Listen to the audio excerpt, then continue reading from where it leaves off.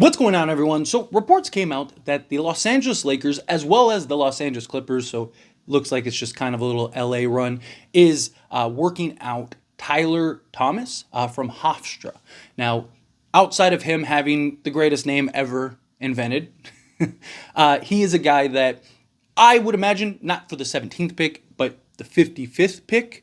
Again, I really think the Lakers are going to trade the 17th pick. A lot of the names that are kind of being worked out by the Lakers, and I believe will continue to be worked out by the Lakers, are going to be more 55th pick guys or second round guys. Maybe the Lakers kind of move up in the second round, but doing their due diligence, especially with, look, if Bronny's there at 55, Lakers are taking Bronny. But I think Bronny may be off the board by then. This is a good opportunity for some due diligence. You got to still work guys out. You still got to try to find that diamond in the rough. Even if you do draft Bronny, let's say you move up to the 40th pick some way, somehow, if you could get another second or keep your 55th pick, maybe you draft another guy on top of that. Lakers are going to need good young talent. So Tyler kind of fits the mold, right? As far as a guy that could help now, a guy that could get some more burn now, because he is older. So he's 24 years old. He is a senior. He is a bucket getter, right? He averaged 22 and a half points. Not the greatest playmaker, right? Problem is he's a little undersized for the two guard. He's 6'3". He's 200 pounds. So he's got some good strength, some good size. He's got the quickness, athleticism, right? Can be a bit of a defensive piece. But as far as where he fits, I lean more personally towards him being a two guard than him being a point guard. But this also is the kind of guy that fits the mold of what the Lakers like in the second round. Older guy, very disciplined. Usually the older guys are kind of more of the role guys. The Lakers have had a lot of success with these older kind of second round pick guys. I mean, even just look throughout the league, right? A lot of the second round picks the Lakers have had have been just studs throughout. But as far as Tyler goes, I could see him coming in, slotting in at the guard position. Now, I know some people look at it and go, well, Lakers already have a ton of guards and you just drafted Jalen Hood.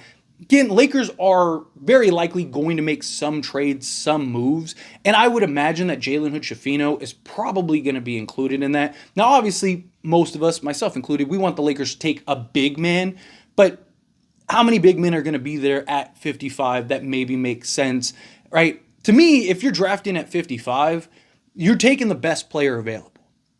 Right, as great as it would be to get some Jokic in the second round or something like that. Realistically, especially this draft, it just looks like this draft is not looked at as great. Now there is always that diamond in the rough. There always is that guy or two that you draft and everyone just thinks he's just going to be some guy and he turns out to be great.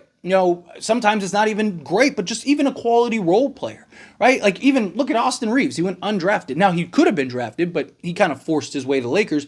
Look at how he's been, right? So, the idea of we need X, right? And we already have these. Got to keep in mind, Lakers are probably moving off of a lot of the young guys that they have now, trying to bring young guys in, guys that maybe could help now. Because if they do go trade for, say, a Trae Young, right?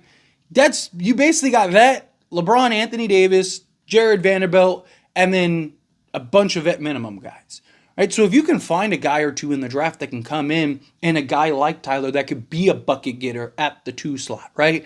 Let's say you do bring in a Chris Paul off the bench, right? Well, now you got some youth athleticism and, a guy that could provide some defense, score the basketball alongside Chris Paul, right? Maybe Max Christie's moving into the 2 slot. So let's just say, again, just examples, but let's say you have Trae, Christie, Vando, LeBron, and AD, right? And then you have Chris Paul, you have Tyler, Thomas, and then you have, say, Torian Prince, Christian Wood, and then you go get a big man, Valanciunas or an Andre Drummond, somebody like that to come off the bench to provide that role. Maybe you keep Jackson Hayes and have him as another big and kind of be your development big, or maybe you're moving in Colin Castleton, right? It's another guy that Lakers are really high on that has looked good in moments. So to me, it's the Lakers have a ton of needs, not just the center position, not just with the youth. Chances are they trade the 17th pick. So any like, a Zach Edey or, a Ware or anybody like that is probably off the board at that time. If not, then yeah, you're snatching that guy up, right? Or if you can move up in the draft, right, then yeah, you're snatching that guy up. But I just think realistically at 55, you're just trying to see like which guy is the best piece possible. And then you're bringing him in to come and play a particular role, most likely off the bench, right? Anybody the Lakers draft at 55 is probably not starting this year. And if they are, it's more likely that we are in trouble rather than like that guy is just balling out. Now, in a perfect world, that'd be great. Perfect world, you go get Tyler Thomas and he comes in and he's just, lighting folks up, right? That would be great. Right? Like if he was that diamond in the rough. But to me, I don't necessarily think that'd be the case. But I could see him being a guy that could come in, knock down an occasional three, create his own shot, get to the basket, apply rim pressure. Right? He's a guy that I could see potentially getting some buckets. Is it like my favorite pick? No. But also, like that's what this whole process is. Right? He may be pleasantly surprising. There's a lot of guys out there in this draft that, you might think like, it's nothing, but maybe they're killing it, right? Or maybe they make sense with the current lineup, right? Him being an older in age, again, kind of fits what the Lakers like to do and what the Lakers like to find in the second round, right? They like those like 22 to 23-year-old guys that they can bring in. They're already basically disciplined. They have a better grasp of the game. They're better at fitting in particular roles, right? They don't have like this ego of like I'm some 18-year-old, 19-year-old kid that was a star on my team, and then I was a star in high school, and like I'm looking to come in and just win Rookie of the Year and all this stuff. Right? You get a guy that's like he understands. Like I played 4 years in college, coming in. I understand. Like hey, I'm second round pick. I just want an opportunity. You bring him in. Also, depending on if the Lakers go the depth route, right? Then two things. One, Lakers are, again, probably not playing whoever they draft in the second round. It's probably just kind of like a stash G League guy that they're growing and developing.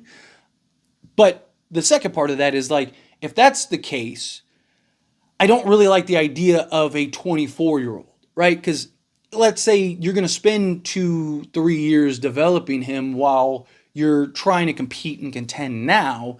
To me, I'd rather get the flyer guy.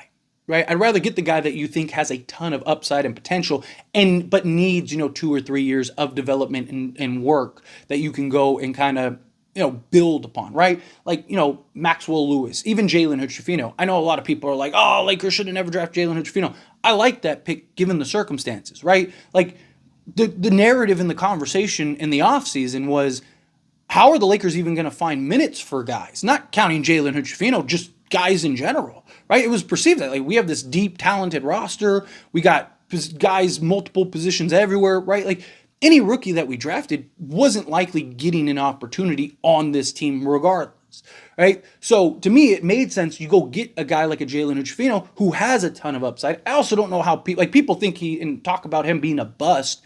I just don't know how you come to that conclusion when was literally tearing up the G League. Right, he was excellent in the G League. I get it's the G League, but that's a good sign that, a guy that just turned 20 was putting up, I think he was averaging like 22, 6 and 5 or something like that, somewhere along those lines. But like tearing up the G League, it's a good sign that like, hey, he's going to progress.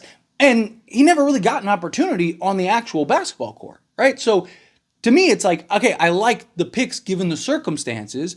I think you should kind of still continue to follow that mold rather than you go and draft a 24-year-old who, yes, I like Tyler Thomas a lot. I think he could provide some value, but if he's not going to play, then why draft a 24-year-old? You're better off drafting that like 19, 20-year-old that you think has a ton of potential. That be guard, center, or forward position, whichever. Again, take the guy that you believe has the most potential, the most upside, the most success.